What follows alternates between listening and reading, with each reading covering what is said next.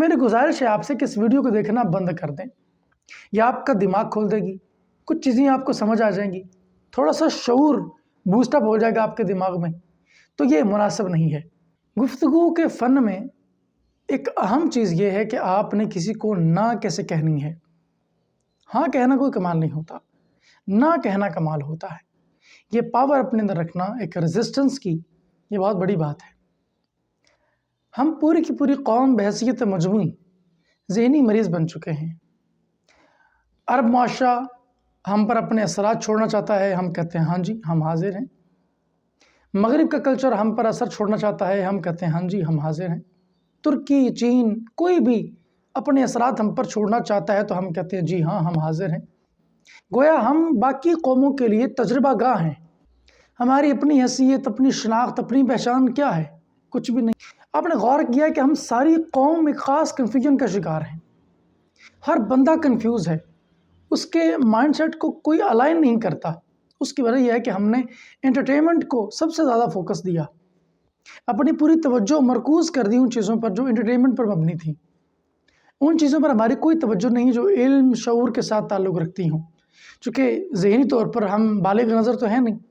جس طرح ایک انسان کے مختلف مراحل ہوتے ہیں زندگی کے، بچپن ہوتا ہے، لڑکپن ہوتا ہے، جوانی آتی ہے، پھر پختگی آتی ہے، پھر بڑھاپا آ جاتا ہے اور پھر انسان مر جاتا ہے. اسی طرح قوموں کا شعور بھی ہوتا ہے. پاکستانی قوم ابھی اپنے بچپنے سے باہر نہیں نکلی. ذہنی طور پر جو بچپنا پایا جاتا ہے، سنجیدگی نہیں ہے. یہ بیچارے پھٹوں پر بیٹھ کر انفلوئنس ہونے والے لوگ ہیں. ان کو جب بھی کوئی شعور کی بات کی جاتی ہے، جب بھی کوئی ایسی بات کی جاتی ہے جس سے ان کا انٹلیکٹ متاثر ہوتا ہے، ان کو پسند نہیں آتی. یہ ایک دوسرے سے سن سنا کر، متاثر ہو کر اور ایک خواب دیکھنے والے لوگ ہیں. ان کا کوئی تعلق نہیں ہے ریئلٹی کے ساتھ. حقائق کے تھپڑ کبھی برداشت نہیں کیے اس قوم نے. جو قومیں پس جاتی ہیں حقیقت کی چکی کے نیچے، وہی قومیں ترقی کرتے ہیں. لیکن ہمارا ذہنی شعور چونکہ بند کر دیا گیا ہے، ہمیں سنپ کر دیا گیا ہے، ہم کیسے بیدار ہو سکتے ہیں؟ کبھی جوائے لینڈ کے نام پر ہمیں ایک شخص آ کے لبرلزم کا چورن بیچ جاتا ہے، ہم وہ خرید لیتے ہیں. کبھی زندگی تماشا جیسے تصورات ہمارے سامنے آتے ہیں موویز کی شکل میں اور ریلیجس مائنڈ سیٹ کو ڈسٹرب کرتے ہیں. تو کبھی مذہب کے نام پر بھی سیاست ہو جاتی ہے. کبھی مذہب کا بھی بڑا اچھا استعمال کیا جا سکتا ہے. یہ مرثیہ ہے ایک دیش کا جسے پاکستان کہتے ہیں. جب تک ہم اپنے انٹلیکچوئلز کو اپنا ہیرو نہیں مانیں گے، جب تک ہم ان لوگوں کو اہمیت نہیں دیں گے جو قوم کو جگانے والے ہیں، تب تک آپ صدیوں لگا لیں، ترقی کا خواب ہے صرف آپ کا، یہ کبھی پورا نہیں ہو سکتا. پاکستانی قوم بیچاری ایک قوم کہلانے کے لائق تو ہے نہیں، ایک ہجوم سا ہے. یہ ہجوم مظلوم بھی ہے، مجبور بھی ہے اور معصوم بھی ہے. ہر کوئی آ کے اسے اپنا چورن بیچ جاتا ہے، لیکن یہ بیچارے ہر ایک کے خریدار بن جاتے ہیں. جو بھی سودا مارکیٹ میں آتا ہے، یہ بغیر سوچے سمجھے اسے لینے کے لیے دوڑ جاتے ہیں. ابھی تک ہماری ترجیحات ہی متعین نہیں ہوئی. ہمیں ٹک ٹاکرز جو ہیں وہ ہمارے ہیرو نظر آتے ہیں، انفلوئنسرز نظر آتے ہیں. ہمارے ہاں فلمیں بنتی ہیں تو فلموں کے ڈائلاگز کبھی آپ نے دیکھے، ڈرامے بنتے ہیں تو ڈراموں کا انفلوئنس دیکھا کبھی آپ نے. وہ ہمارے معاشرے کے ساتھ مطابقت ہی نہیں رکھتے. ایک الگ ہی ماحول چل رہا ہوتا ہے ڈراموں کے اندر. موویز کو دیکھیں تو ان کا کیا حال ہے. ابھی جوائے لینڈ مووی جو آئی ہے اس کے حالات سے آپ سبھی واقف ہوں گے. حکومت نے جن لفظوں پر بین لگایا ہے وہ لفظ اتنے نازیبا ہیں آپ سوچ نہیں سکتے.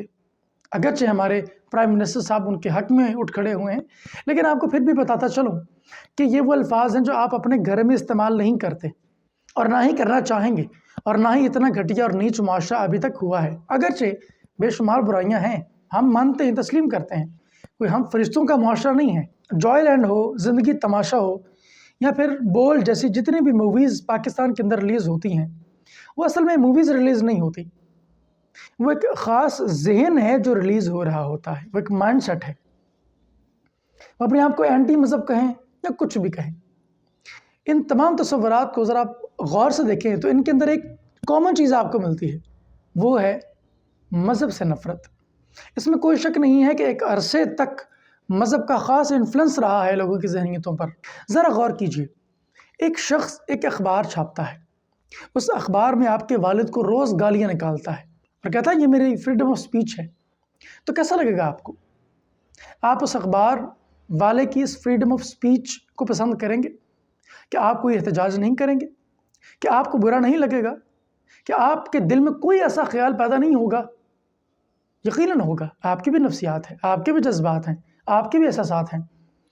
جب آپ کی نارمز کو، جب آپ کے بہت پرسنل ایشوز کو کوئی ٹچ کرتا ہے یا کوئی مجروح کرتا ہے تو دل اور دماغ بالکل اپنا سنتلن اور اپنا توازن کھو بیٹھتے ہیں۔ اسی طرح ریلیجس لوگوں کے بھی اپنے جذبات ہیں۔